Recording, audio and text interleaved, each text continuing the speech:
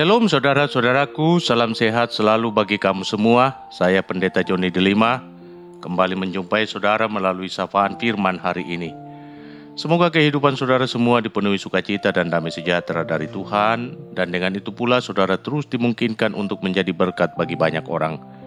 Puji Tuhan karena Dia masih berkenan menjumpai saudara dengan kebenaran firman-Nya. Sapaan firman Tuhan hari ini berada di bawah sorotan tema Allahku dahsyat. Untuk pembacaan firman Tuhan, marilah kita berdoa. Ya Tuhan, kepadamu-lah patut kami haturkan segala pujian dan sembah kami.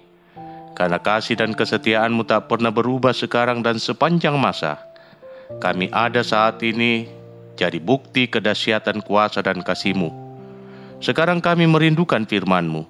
Kuasailah hati kami dengan Roh Kudus-Mu, agar kami dimampukan untuk mengerti, memahami, dan melakukan firman-Mu. Dan firman-Mu menjadi motivasi bagi kami dalam menjalani hari ini. Demi nama Yesus Kristus kami berdoa. Amin. Firman Tuhan terambil dari Yesaya 40 ayat 28-29. Tidakkah kau tahu dan tidakkah kau dengar? Tuhan ialah Allah kekal yang menciptakan bumi dari ujung ke ujung. Ia tidak menjadi lelah dan tidak menjadi lesu, tidak terduga pengertiannya. Dia memberi kekuatan kepada yang lelah dan menambah semangat kepada yang tiada berdaya. Saudara-saudaraku yang kekasih dan diberkati oleh Tuhan, konteks firman Tuhan yang menjadi bahan perenungan kita hari ini adalah kondisi umat Israel yang sedang ada dalam pembuangan di Babel. Betapa keadaan mereka sangat memprihatinkan.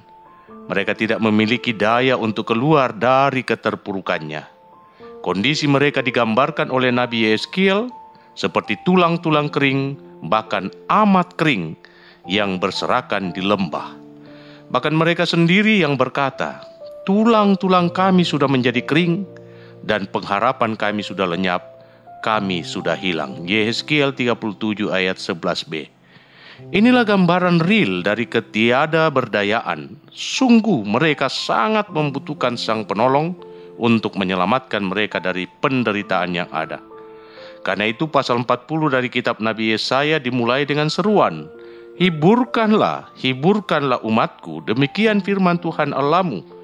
Tenangkanlah hati Yerusalem dan serukanlah kepadanya bahwa perhambaannya sudah berakhir, bahwa kesalahannya telah diampuni, sebab ia telah menerima hukuman dari tangan Tuhan 2 kali lipat karena segala dosanya. Yesaya 40 ayat 1-2. Melalui Nabi Yesaya, firman Tuhan ingin menyadarkan umat Israel untuk melihat kembali pengalaman hidup mereka. Kejatuhan mereka yang mengakibatkan mereka mengalami pembuangan ke Babel hendak menegaskan bahwa Tuhan tidak bisa dipermain-mainkan. Tuhan tidak mau diduakan. Tetapi pembuangan itu juga hendak menegaskan pula bahwa bangsa Babel hanya dipakai oleh Tuhan untuk menyadarkan mereka, sehingga pembuangan itu bukan berarti hukuman untuk membinasakan, melainkan obat yang pahit untuk memulihkan. Yang pasti bahwa semua keadaan bahkan waktu dan masa ada dalam kendali Tuhan. Jadi kejatuhan umat Israel yang mengakibatkan pembuangan ke Babel adalah konsekuensi atas dosa umat kepada Allah. Maka sekarang pun janji keselamatan yang Tuhan sampaikan kepada mereka bukan karena usaha dan kekuatan manusia, tetapi adalah karena gratia, anugerah semata. Ya, anugerah yang lahir dari agape, kasih tanpa pamrih. Bagian firman Tuhan ini hendak menyatakan bahwa Tuhan adalah pencipta yang setia, mengasihi ciptaannya dengan janjinya yang kekal. Karena itu umat tidak diperkenankan untuk membanding-bandingkan Tuhan dengan apapun yang ada di dunia ini. Semua yang ada di bawah kolong langit ini ada di bawah kuasa Tuhan, sehingga tidak boleh ada alasan apapun yang dapat diutarakan untuk menyangkal kekuatan dan kuasa Tuhan, apalagi mempertanyakan perhatian Tuhan atas umatnya. Justru yang harus dipertanyakan adalah perhatian umat kepada Tuhan dan kepada firman-Nya.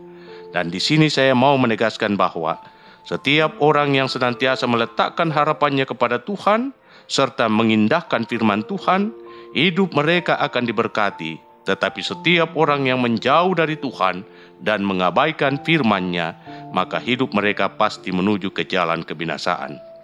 Nah, janji keselamatan kepada umat Israel ini menyadarkan kita semua bahwa seberat apapun penderitaan yang kita alami, ada yang berkuasa di atas segalanya, yakni Tuhan Allah semesta alam. Karena itu tak ada guna untuk bersungut-sungut atas apa yang terjadi dalam kehidupan kita. Justru keadaan yang paling menyesakkan menarik kita untuk datang kepada Tuhan dan menyerahkan seluruh keberadaan hidup kita seutuhnya di bawah otoritasnya.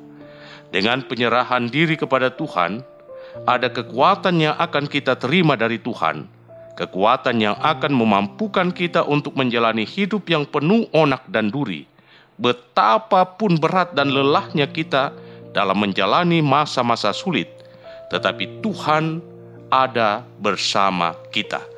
Tuhan memberikan kekuatan untuk melintasi segala keadaan, dan karena itu tepat apa yang disampaikan sang pemazmur, tujukanlah pandanganmu kepadanya, maka mukamu akan berseri-seri dan tidak akan malu tersipu-sipu. Mazmur 34 ayat 6.